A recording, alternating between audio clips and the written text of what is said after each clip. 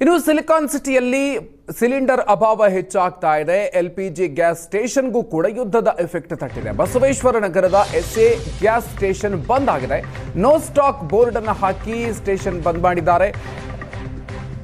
Gas ತುಂಬಿಸಿಕೊಳ್ಳೋದಕ್ಕೆ ಬಂದು auto ಚಾಲಕರು ವಾಪಸ್ ಹೋಗ್ತಾ ಇದ್ದಾರೆ. ಎಲ್ಪಿಜಿ ಗ್ಯಾಸ್ಗೆ ದುಪ್ಪಟ್ಟು ಹಣವನ್ನು ವಸೂಲಿ ಮಾಡ್ತಾ ಇವೆ ಬಂಕ್ಗಳು ಅನ್ನುವಂತಹ ಆರೋಪವನ್ನು ಕೂಡ ಈಗ ಮಾಡ್ತಾ ಇದ್ದಾರೆ ಆಟೋ ಚಾಲಕರು. ಆದರೆ ಎಷ್ಟೇ ಕೊಟ್ಟರು ಕೂಡ ಸಿಗದಿರುವಂಥ ಪರಿಸ್ಥಿತಿ ಕೂಡ ಇದೆ. ಗ್ಯಾಸ್ ತುಂಬಿಸಿಕೊಳ್ಳೋದಕ್ಕೆ ಬಂದು ಆಟೋ ಚಾಲಕರು ವಾಪಸ್ ಹೋಗುವಂಥ ಪರಿಸ್ಥಿತಿ.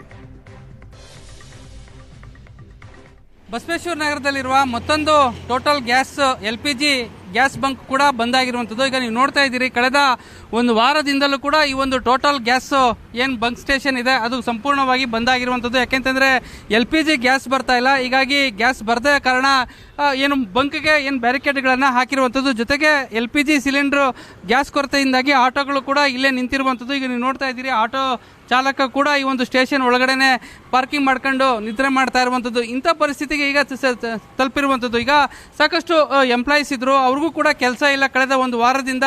ಈಗ ಬಂಕ್ ಮಾಲೀಕರು ಅವರಿಗೆ ರಜೆಯನ್ನು ಕೊಟ್ಟು ಕಳಿಸಿರುವಂಥದ್ದು. ಹೀಗಾಗಿ ಸಾಕಷ್ಟು ಸಮಸ್ಯೆ ಆಗ್ತಾ ಇದೆ ಅನ್ನುವಂಥ ಒಂದು ಏನು ಆತಂಕವನ್ನು ಏನು ಬಂಕ್ ಮಾಲೀಕರು ವ್ಯಕ್ತಪಡಿಸ್ತಾ ಇರುವಂಥದ್ದು. ಯಾಕೆಂತಂದರೆ ಈ ಗ್ಯಾಸ್ ಏನು ಎಲ್ಪಿಜಿ ಗ್ಯಾಸನ್ನು ಬಳಸ್ಕೊಂಡು ಬಂಕ್ಗಳಲ್ಲಿ ಆಟೋಗಳಿಗೆ ಮತ್ತು ಕಾರ್ಗಳಿಗೆ ಸಪ್ಲೈ ಮಾಡಲಾಗ್ತಾ ಇತ್ತು. ಅದ್ಯಾವುದು ಕೂಡ ಈಗ ಬಂಕ್ಗಳು ವರ್ಕ್ ಆಗ್ತಾ ಇಲ್ಲ. ಯಾಕೆಂತಂದರೆ ಸಾಕಷ್ಟು ಬಂಕ್ಗಳು ಈಗ ಬಂದಾಗಿರುವಂಥದ್ದು.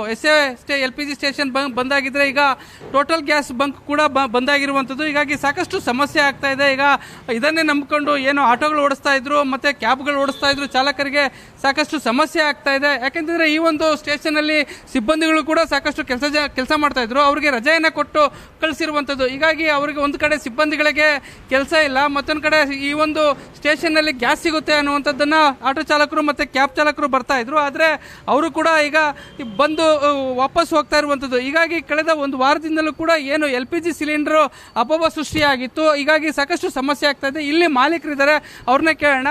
ಸರ್, ಈಗ ಒಂದು ಕಡೆ ಬಂಕ್ನಲ್ಲಿ ಕೆಲಸ ಮಾಡ್ತಾ ಇದ್ರು ಸಿಬ್ಬಂದಿಗಳು, ಅವ್ರಿಗೂ ಕೆಲಸ ಇಲ್ಲ, ಮತ್ತೊಂದು ಕಡೆ ಆಟೋ ಚಾಲಕರು ಬರ್ತಾ ಇದ್ರು, ಗ್ಯಾಸ್ ಸಿಗುತ್ತೆ ಅಂತ ಅವ್ರಿಗೂ ಸಿಗ್ತಾ ಇಲ್ಲ. ಎಷ್ಟು ದಿವಸದಿಂದ ಈ ಸಮಸ್ಯೆ? ಒಂದು 8 ದಿವಸ ಆಗಿದೆ ಇದು ಮುಚ್ಚಿ ಇನ್ನೂ ಈಗ ಬರೋ ಅವಶ್ಯಕತೆ ಇಲ್ಲ ಅಂತ ಹೇಳ್ತಾ ಇದ್ದಾರೆ. ಇನ್ನೂ ಒಂದು 8 ದಿವಸ ಆಗ್ಬೋದು ಅಂತ ಹೇಳ್ತಾ ಇದ್ದಾರೆ.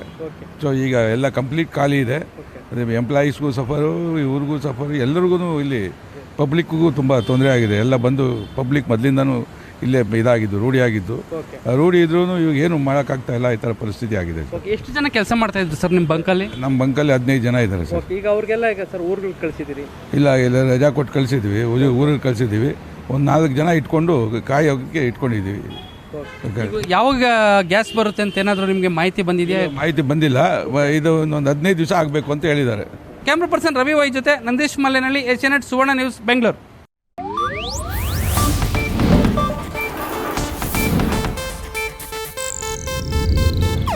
ಇದು ಏಷ್ಯಾನೆಟ್ ನ್ಯೂಸ್ ನೆಟ್ವರ್ಕ್ ಪ್ರಸ್ತುತಿ.